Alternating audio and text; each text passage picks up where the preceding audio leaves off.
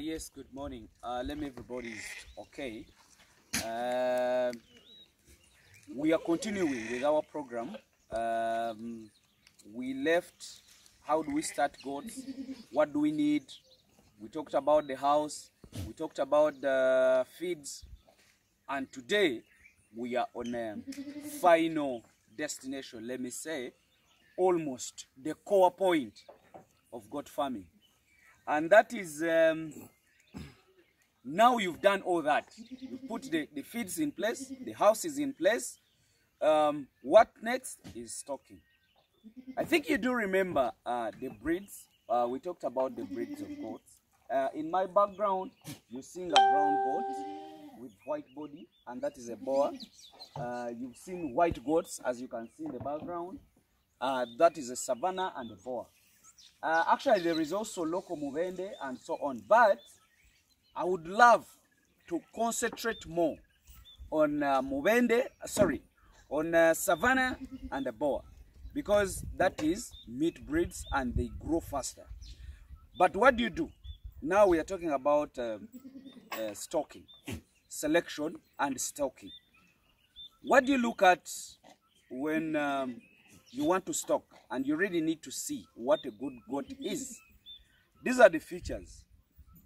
The features of a good goat, it's supposed to be long, as in the length. It's supposed to have a very good height. It should have a very good growth rate. That is a good goat.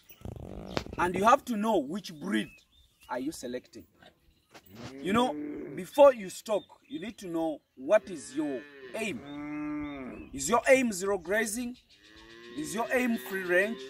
Is your aim beef, meat? Or is your aim dairy? So in selection, that is what we look at. What do we need? When do we sell? What do we expect? When you're going to do stocking, that all contains that in your brain. So that means, like me, who is looking at the making of money, I need money. That's the reason why I'm keeping goats. Some of you have the money and definitely you're keeping goats just for just. You want people to know that I have some goats or I have some cows. So like me, a youth who is looking for money, I can't keep goats just for formality. I need to keep goats for money. What do I select? I will go for a Savannah or boer. Or red Kalahari is also a good breed. Yeah, there is also another breed I want. It's called Anglo-Nubian. It's also a very good animal. It has milk and it's very giant. Anytime we shall be sourcing it out right from maybe Kenya or South Africa. But those are the breeds that I would go for. I've tried actually to let you know what a breed is, what is the difference between the breeds. You already have that information. So today, what I'm saying, how do you start? What do you have to do when you're stocking? You have to make sure that you select animals from a disease-free area, and then what we should do, those animals are supposed to be transported very well. You should not compact animals like the ones for slaughter, because these animals are for breeding. This is what happens if after selecting your animals, you inject them, because you're stressing them. Inject them with multivitamin and long-acting oxy when you've not even shipped them, in the process of confining them together. Then after that, put them on the lorry, and that lorry is supposed to have grass on the floor, just because those animals are supposed to move comfortably. So make sure that that lorry has that.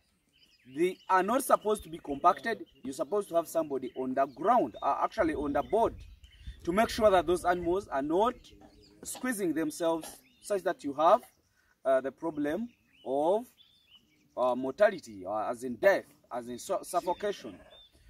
When they reach, don't mix those animals with your animals, in case you have some. In case you don't have, put them together, let them be under treatment. Deworm those animals, spray them for parasites, then vaccinate them on that very day. Start with our program of vaccination. But remember, you also, after reaching, you're supposed to give them multivitamin and again long-acting oxy. That is 4 meals around there, if they are nannies, if they are grown up. So that means those animals are supposed to be kept, are supposed to be treated or followed up for the whole month. Why do we do that? You know, the body, if the animal moves from one place to the other, the body immunity lowers just because of the stress. So if the body immunity has lowered, in case there is a disease existing in the body, it is going to shoot because the body can no longer fight that disease. So that means you're going to see a number of diseases coming up, not because the animals have got them on the way, or it might even be in the body, but the animal has been handling, the body immunity has been handling that disease on its own. So when it happens, you ship them, the body gets decompromised, it gets weaker. What happens? The diseases will shoot. And if the diseases shoot, you might have a chance of saying, I bought animals that were sick. Not because they were sick, but it is because the body immunity has lowered. So the reason why we are treating them on a weekly basis, we are giving the bacteriostatic drugs, so that it keeps those infections not to multiply. Not until the body regains its immunity, and then it can fight its own diseases. So what we do after the animal is reaching, you continue with that treatment, but also do the vaccination. You start to remember the diseases that is attacking us, that is CCPP, PPR, Brucella, and Clostridium. So let's do that in that period. We can decide to do it on a monthly basis. Every after month, you vaccinate. Every after month, you vaccinate. These are also, so when I come back, I think for the next episode, we are going to handle which drugs are supposed to be available when you're stocking your animals, which drugs you shouldn't have to forget, and how do you have to do that, and what else we have to know, which vaccines, the vaccines I've talked to them about, I've talked about them already, but we need to know which treatments are we going to be doing and which drugs do we need to have in stock, because each farm is supposed to have a kit if you're really serious with farming. Thank you very much for now. Let me wish you the best.